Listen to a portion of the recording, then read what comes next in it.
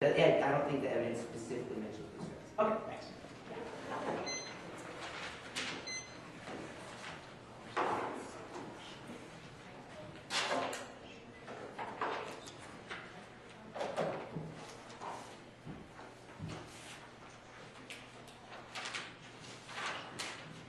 You ready? The affirmative team today. Yeah. Awesome. And I'll begin. Now, in this speech, we're going to be going down the flow, addressing the issues, but before we do that, we'd like to look at essentially some impact calculus about what North Korea will do if the affirmative team's plan is enacted. As was shown from our previous point, as was shown from our previous speech, indeed, we see that when you place these loose-phase missile defense over North Korea, it provokes them to war. And we've seen many reasons why it provokes them to war. And we saw that it's, number one, a declaration of war. Number two, that they're an irrational actor and they will go to war over anything. And that's what we talked about in the last speech. This speech will be responding to Grayson's responses. First off, he talked a lot about how it's just one proposal, it's the Sea of Japan, and lastly, how it's a possible placing, not the one that they're doing. They said that their plan does solve because the United States can place them in the Sea of Japan and intercept the missiles in North Korea. Now, my response to this is that of intercept testing. Now, the United States today does not have loose-phase missile defense over North Korea. I think both teams would agree with that, or anywhere around North Korea. What is happening in the current system is the United States is taking the stance that the United States does not need to put this very provocative information, this very provocative technology over North Korea, because when they go over North Korea, it will cause a war. Now, the important point, the point I want to make under this, is that of an intercept test. Now, the affirmative team in their first speech, they talked about this. They said that North Korea is testing and testing and testing and testing. Now, they said that another test would be coming up in a few weeks or a few months or even a year. What's going to happen is that before the North Koreans launch a nuclear weapon, our loose-phase missile defense will go and intercept a test ICBM, and it will show that the United States, that will be an act of war. The United States will intercept the test missile defense. If you look back at their case under their harm, you see that, yes, they even point that the rockets are still being tested. And my partner brought a point up in the last speech as well. They will intercept the test missiles, and the affirmative team claims that North Korea will test them. We will intercept those ballistic missiles, and there will be a war in the Korean Peninsula. Now, looking at the specific points here, they said that the United States is already at war, and it's really not a declaration of war. Now, my response to these two things is that North Korea is an irrational actor. Now, the United States, while it may not be a declaration of war, but the point I was trying to make under here was that it is a declaration of war. That evidence proves that it is a declaration of war when you place these weaponized airborne loose-phase missile defense over North Korea. It is a declaration of war. We've seen that one. Number two, we've seen that the United States is. They said that the United States is already at war, but they're not really at war. War is when we use our conventional and our nuclear forces against a country. We have never really. There have been wars in the past that have not involved nuclear, that have not involved conventional weapons, but the United States is not involved with either one of these right now. North Korea does not look at the facts. They're not really trying to decide that when they go out and try and provoke an all-out war. As well, if we look to history as well, we see that North Korea is an irrational actor. And if they talked about how in history they did not when we put loose-phase interceptors over other countries or loose-phase missile defense or anything over another country, it isn't an act of war. They provided several instances, but in all these instances that the affirmative team presented, they were combating terrorists, not doing loose-phase interceptors over a sovereign nation.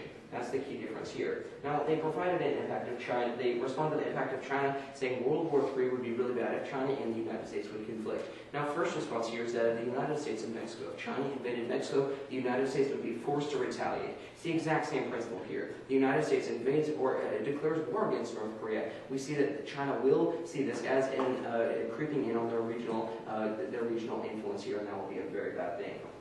As well, my second example is actually a historical example, that of the Cuban Missile Crisis. Now, the Cuban Missile Crisis happened, and there were a lot of things that were set into the international community because of this.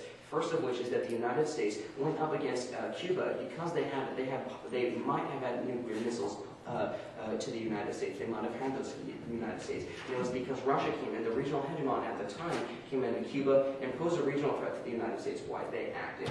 looking at the debris fallout disadvantage, let's look at the war disadvantage in one thing more. We see that through all these reasons that war will be provoked, and that war will kill hundreds and thousands of lives, and even millions of lives in the Korean Peninsula. The debris fallout disadvantage, they didn't respond to the piece of evidence that specifically stated that it will kill more people than September 11th, 2011. If you remember that from my speech, you need to vote negative today, because even if we do intercept the missile, which we won't, as my partner said, when we do intercept the missile, it will cause more deaths than an affirmative ballot today. And because of this, it's vote negative. Thank you very much.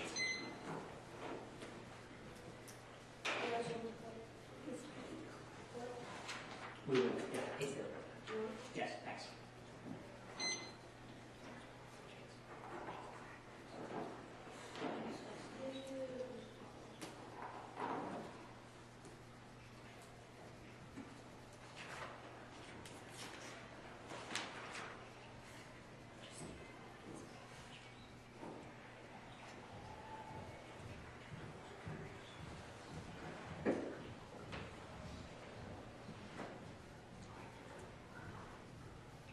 Seconds used.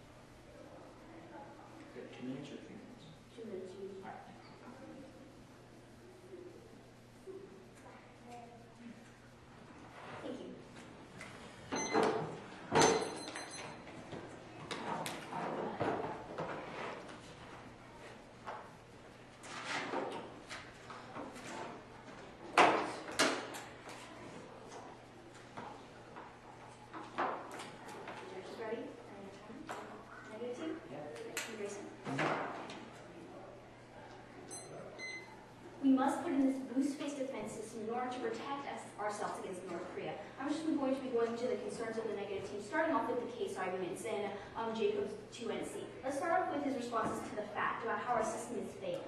He was saying that that people didn't actually break the test. I have a couple of responses. My first response is that Jacob didn't bring up any evidence saying that the people didn't break the test, so there's absolutely no proof that this is true. My second response is that Jacob actually agreed that the countermeasures weren't included in the test, meaning that they are still not in a realistic setting. And my third response is that even if the countermeasures were included in the test, and even if the tests were realistic, countermeasures still do beat the mid-course system. That hasn't even really been contested throughout the round. Let's go into the harm of North Korean threat. He had several responses to this. I'm going to be going down them individually. His first response was that North Korea said in 2001 that they were going to nuke us, but they didn't. My response to this is that they actually do now are getting very close to having the capability, and they're going to have a nuclear weapon in 2016. From the New York Times, January 2011.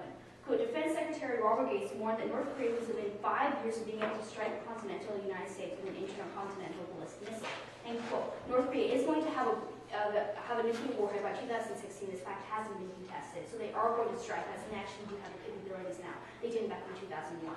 Let's go down to the second response about how the satellite test failed. I have a couple of responses. My first response is that the missile launched. The purpose of the test was just getting the missile to launch, and the missile did launch into space. So the test actually was successful. My second response is that the test improved the technology and the knowledge of North Korea.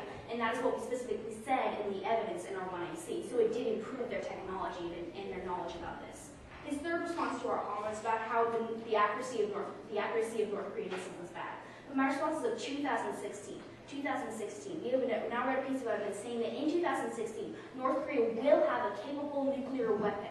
So right now, their accuracy may be poor, but that's because they're not fully ready to attack the United States, but they will be in 2016. Let's move down to their fourth response. They said that we just moved the ships, so now we can defend against the missiles. My response is that Aegis doesn't work. It is fundamentally flawed. Let's look at a piece of evidence from the U.S. Department of Defense, November 29, 2012. Quote, Aegis ballistic missile defense defeats short to intermediate range mid-course phase ballistic missile threats. End quote. So this is just for short and intermediate range, and it is a fundamentally flawed system, given it is susceptible to the countermeasures, and it is trying to intercept the missiles in mid-course instead of boost phase. So Aegis still doesn't work because of the countermeasures, because it's fundamentally flawed. Let's go into his fifth response. He said that North Korea still needs to do tests in order to get their missile. My response is yes, of course they still need to do tests. By 2016, they will have a capable nuclear warhead. The tests that they are doing are improving their capabilities and improving their knowledge. That's exactly what we've been making throughout the round. Let's move on to the Zoltan's point. He said that North Korea will be able to jam our drones. My response is that they don't have the capability. North Korea does not have the capability to jam or use countermeasures against our drones.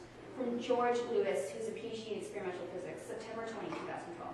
Quote, North Korea is incapable of implementing effective countermeasures against boost-phase defense, end quote. This means that they can't jam our boost-phase interceptors and they can't use countermeasures against our boost-phase interceptors. They simply won't be able to jam our drones. Let's go into the disadvantages. First, I'll start with the declaration of war. He said that the United States will intercept a missile test before North Korea strikes, and that's illegal. But it actually is illegal. From Lucas Pento, who's an attorney, January 2013. Quote, one resolution authorizes states to destroy any goods suspected of being connected to its nuclear program, end quote. Now what that's saying is that that it is legal for us to strike these weapons that are being used to increase their nuclear program. So it is legal for us to do this. This is not a declaration of war on North Korea. Let's move down to his second response. He said that putting drones over North Korea is still a declaration of war, but this doesn't matter because we don't put the drones over North Korea. Remember that response. We don't put the drones over North Korea, so it simply doesn't matter. His second response is that in Pakistan and Yemen, we were combating terrorists, so it doesn't matter that we had the drones over the country, but the drones were still over a sovereign nation, and it wasn't a declaration of war. It's pretty much the same example. Moving down, he said that China will get involved in war because it'll hurt their regional influence. My response is that they ignored the point about how it will cause World War III, and that is the reason that China wouldn't get involved. They then compared the situation to the Cuban Missile Crisis with Russia, but that was a completely different situation than the very heated nuclear situation that we are in with North Korea now. So moving on to the disadvantage too, they said that we didn't respond to the piece of evidence about how people die. But if the disadvantage doesn't happen, then people aren't going to die. And we have seen since the payload of the missile is going to be completely destroyed, there will be no radioactive material, no fallout, no debris from the nuclear warhead. So we can see that the plan actually is the best idea, and we need to defend ourselves against North Korea. Thank you.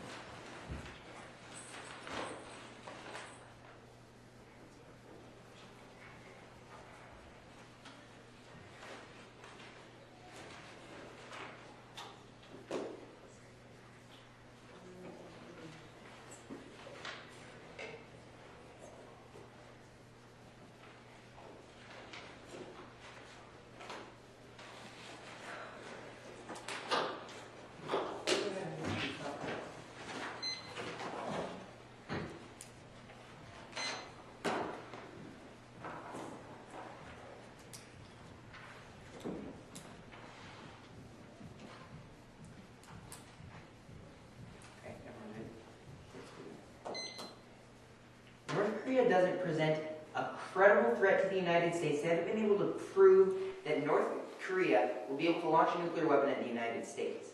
Even if North Korea is able to gain access to a nuclear weapon and be able to launch it, the United States is sufficiently protected. And we're going to be looking at evidence for that, proven from various officials throughout today's speech. In today's debate round, to end it as the last negative speech in today's round, I want to look at three voting issues, or three main arguments we would ask you to look at the end of today's debate round to side for the negative team on. Let's move to voting issue number 1, which is of the declaration of war. There's a couple things I want to keep in mind here and just bring up here real quick, just touch on this disadvantage. The first one is that North Korea is an irrational actor. Both sides agree that North Korea is an irrational actor and that placing these drones is an act of provocation, to use a word my partner used. Now, my partner brought up the interesting example of if North Korea is to launch a test missile in the next couple of months, the next year, the United States drones will shoot down that missile. So even if they don't place the drones over North Korea, they'll go over North Korea to violate that country's airspace.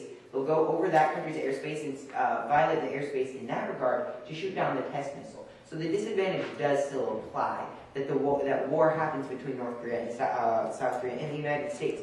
Main example my partner brought up for this was the Cuban Missile Crisis, and here's the reason why this applies.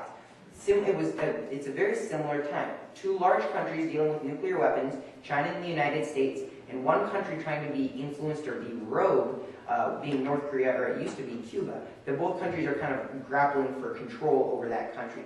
The same example applies to this disadvantage, and we would ask you to vote down the affirmative team's plan because of this risk. Let's move to my second disadvantage. My second disadvantage is of no North Korean nuclear capability. North Korea doesn't have a nuclear capability. We're just going to have two main subpoints under here. Subpoint A is going to be the past threats. Like I said in my speech, back in 2001, North Korea stated that they would launch a nuclear weapon at the United States soon. 12 years later, that has not happened. Michaela's only response to this argument was, well, now they are close to being capable. However, even back in 2001, there were people testifying before Congress that North Korea had nuclear weapon capabilities. People were telling the United States that North Korea was a threat, and North Korea was making these exact same threats in 2001.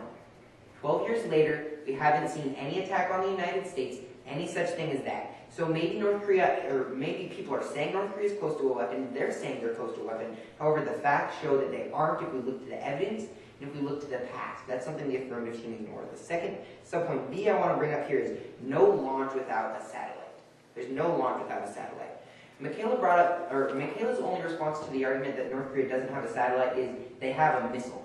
However, if you don't have a satellite, you have no way to guide and influence the direction and the location of your missile. We brought up evidence that North Korea won't be getting a satellite anytime soon. They won't be getting a functioning satellite. So even if they get a functional missile, North Korea is not going to have a functional satellite. Michaela didn't respond to the argument that they won't have a functioning satellite. She only said they'll have a missile soon. The affirmative team hasn't contested the fact that they won't have a satellite, they won't have a way to aim their missile for more years to come in the future. North Korea will not have nuclear capabilities. My third voting issue is if you agree with the affirmative team that North Korea is a threat and they'll get a nuclear weapon soon. My third voting issue is that we can protect our country. We can protect our country. Now, Michaela read a piece of evidence in response to my argument that North Korea won't get a piece of evidence, or won't get a nuclear weapon soon, from the Secretary of Defense, Robert Gates, saying we'll get a nuclear weapon in 2016. So the affirmative team views the Secretary of Defense as a credible source. CNN reported on December 12th of 2012, quote, Secretary of Defense Leon Panetta told CNN he is confident the United States could stop an incoming missile coming from North Korea, end quote. So both the affirmative and negative team agree that the Secretary of Defense is a very credible source to be used, someone we should listen to. The Secretary of Defense says, the former Secretary of Defense said that North Korea would be getting a nuclear weapon. However, the same, a different Secretary of Defense, obviously, but he had access to the same intelligence. He said that we can shoot down a North Korean missile coming at the United States. The Secretary of Defense says our country is protected. They read some pieces of evidence stating that, well, our current systems are bad. However, if we look to the credible source of the Secretary of Defense, we see that this is not the case and we can be defended against. Let's close down this last speech with one more piece of evidence that we read earlier from April 9th, 2013, 3 days ago.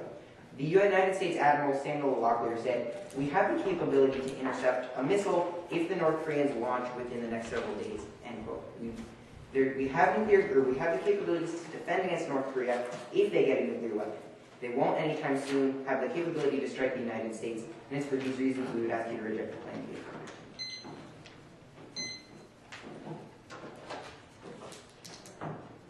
You guys want to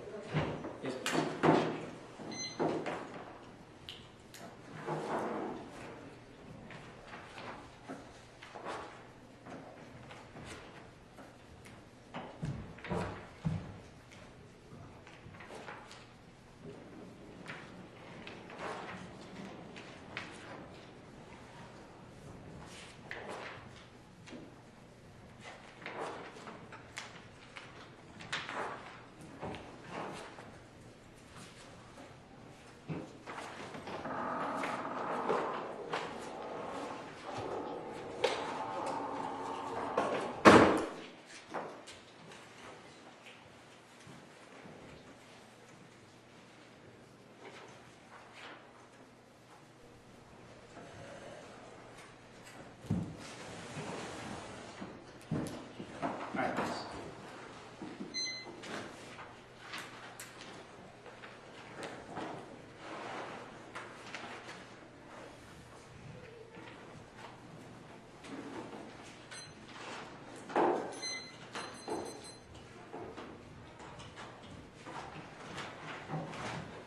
Ready? And the negative team? Yeah. 아마 모든 사람이 악마에 취약하며 약하는 내가 많은 고래다. That Korean sentence translates to, perhaps the devil's dungeon, dictating to everyone, is burned by the fire I created. That's a statement by the North Korean propaganda video concerning the United States, released just in 2013. North Korea is a very serious threat. We cannot allow ourselves to sit idly by and allow North Korea to continue building the nuclear capability without building the defense necessary to protect our country. Let's address the final negative concerns in the voting issues. Let's turn to our own voting issues, proving why the affirmative plan at the end of the round is most beneficial for United States security. Starting with the voting issue one that had a declaration of war. They really, in the last speech, only carried through two of their arguments here. First of all, of the destroying test missile, which would involve drones going over the airspace of North Korea. Two responses. First of all, it is legal. It is legal. The United Nations resolution specifically says that destroying anything associated with the nuclear program, a test missile is obviously associated with the nuclear program, that any such action is justifiable by international law. So it isn't technically a declaration of war. But secondly, the interceptors fire.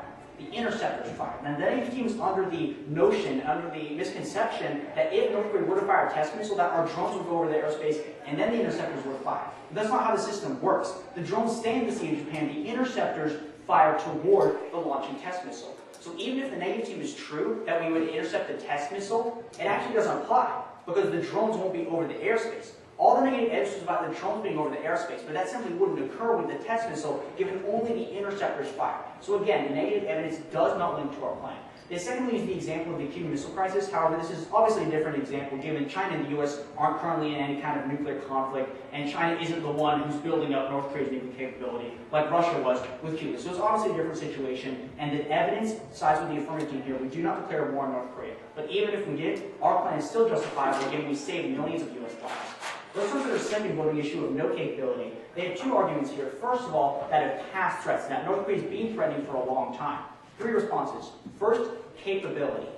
Capability. This is the single most important argument when it comes to this issue, whether or not North Korea's threat should be taken seriously. Now, they said that back in 2001, North Korea was threatening to build up a nuclear weapon to strike the United States. That is correct. For the past 10 to 15 years, to even 20 years, North Korea has been trying to build up the nuclear weapon. And guess what? They'll have it in 3 years. That's what the evidence says. The only evidence about an actual projection of nuclear testing and of the nuclear capability says they'll have it in 2016. So yes, they've been threatening for a long time, but we have to take their threats more seriously now, given they're actually getting close to the capability. Secondly, is that of more serious now. More serious now. Again, the threats that North Korea has been doing over the past couple of years are obviously more serious. As I said at the beginning of my 2AC, they've actually been acting to back up these threats by canceling hotlines, canceling peace pacts, and actually approving military plans for launch nuclear on the United States. So clearly, this voting issue doesn't apply. And clearly, the North Korean threat has to be taken seriously under the current system. They'll have it in 2016. That's what the evidence says. We need to build up our system. They secondly said that North Korea can't launch without the satellite. My response is again, 2016. Now, the negative team is true. They are correct that North Korea doesn't currently have the capability. That is a factual statement.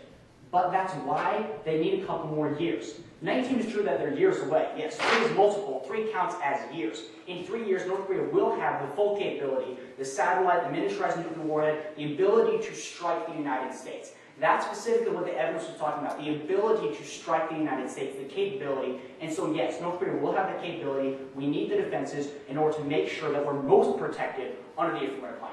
The third and final voting issue was that we're protected now. And essentially, the only argument under here was a quotation from the Secretary of Defense. My response to that is a political motivation. Political motivation. Now, the reason the evidence differs on the Secretary of Defense is because our evidence is talking about a threat facing the United States where it's a moment of honesty.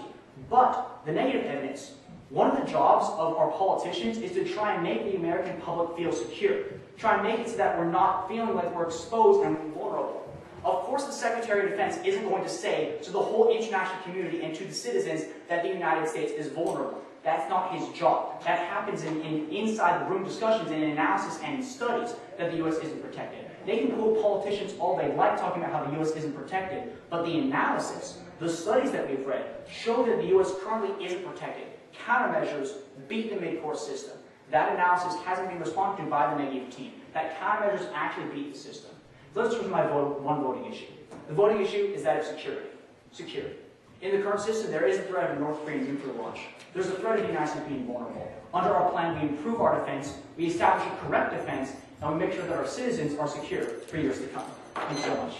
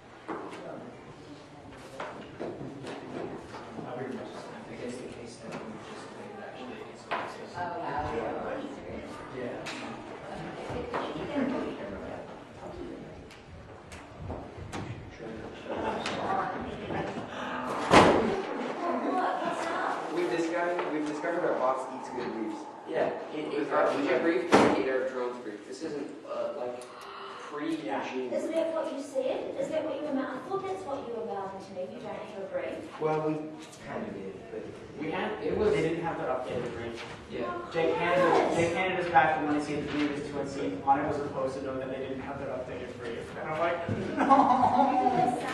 And the woman who just walked out, she's like, good job to me, because she does me around too. And she's like, did you just have another one? And I'm like, yeah, we actually were negative the case that we did this one.